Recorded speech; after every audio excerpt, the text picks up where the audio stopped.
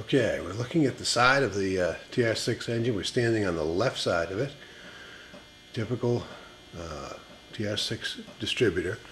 This is number 1. It's in approximately the 7 o'clock position. It goes 1, 5, 3, 6, 2, 4, and this is the coil. I have the cap loose, and you can see that that approximately 7 o'clock position right here is the rotor button now at top dead center, and that's where it should be. If it's not there, your engine has probably been apart, and the gear that this distributor sets into is off by a tooth or two. But this is where you should be. The distributor has already been converted to a Pertronix ignition. We're going to remove that and convert it to use with a GM fuel injection system. To remove the distributor, you'll want to disconnect the tach drive, which somebody already has, and then not this bolt, but there's a bolt over here, a small bolt, and you just take that out, and the distributor will just lift right out, and there it is. Thanks. Now you can see we have the distributor clamped in a vise. The shank of the distributor is wrapped in a rag to protect it. It does not need to be clamped terribly tight, just enough to be snug. This distributor has been converted to Pertronix. If it had points, it really would be the same procedure. We're going to remove this plate here. Rotor button needs to come off. If you look down in this distributor, the shaft you can see here is full of rust, and chances are, because of that, the car had issues before converting. This shaft needs to be able to be free to pivot one shaft on another inside here for your mechanical advance to work properly. Any amount of rust will stop that mechanical advance from working properly. After a while, enough rust will seize it up completely, and you will not have any mechanical advance, and the car will just not perform. So what we'll need to do first is we're going to remove the Pertronix. We're going to remove the Pertronix magnetic pack here, and then we're going to take this plate off. So that's where we're at. Start by removing the Pertronix.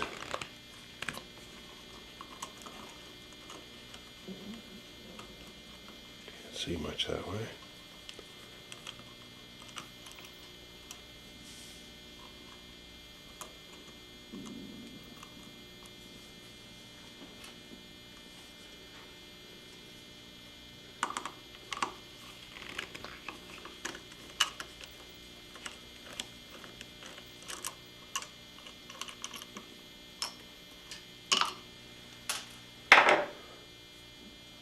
There's the Pertronix. The Pertronix is out of the way.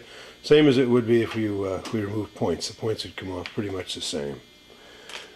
We're going to remove the magnetic ring that sits on top of the cam, the little points cam. That's it. This is for the Pertronix. The Pertronix is all gone now. And the heads of them are kind of messed up. So we're going to heat them just gently with a torch. This is aluminum, so be very careful, but we'll need to heat them a little bit to get that to come off. So that's where we're at.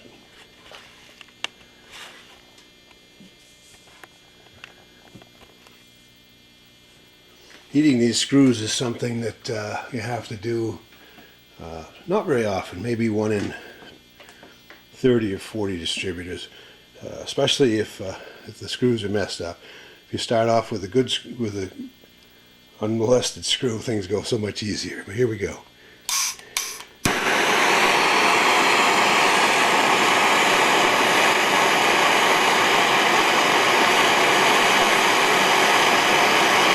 We're going to heat the body of the distributor slightly, and we don't need to heat the screw, it's the body that's holding it in. This is a pretty rugged, this is a pretty big torch to be doing what I'm doing, but this is all I have, so. The smallest I have anyway.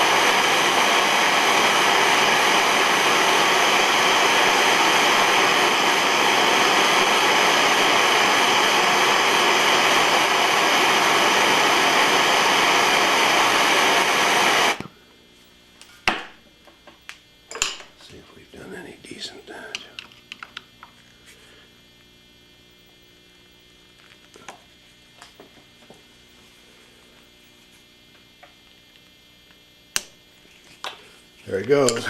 It's free.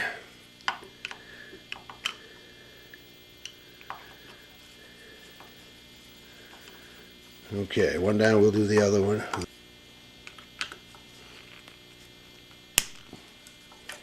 And there's the other screw, no problem. Okay, it's cooled off. We've taken the two hold down screws off. We have to take the plate for the Protronics off of here now because it holds it's in the way of releasing the vacuum advance. There's one screw, the other screw.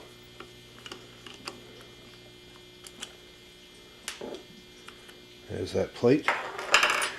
This little spring right here is the vacuum advance. We're going to pop that off of there. It just pops right up off, like so. This top plate will lift right out now. That's it. If we had points, if we had started with a points installation, everything would be the same except that we would have had this to remove. It would have looked like this in there. Rather than the Protronics. So this is a point setup. You can see the points are open a little bit. As this turns, the points open and close. Anyway, this is the same thing as what we've just removed, only this is the original point style. Down inside now you can see that there are two springs that control the mechanical weights. And if you look, the mechanical weights aren't back all the way. This hasn't gone back all the way. This is probably rusted up.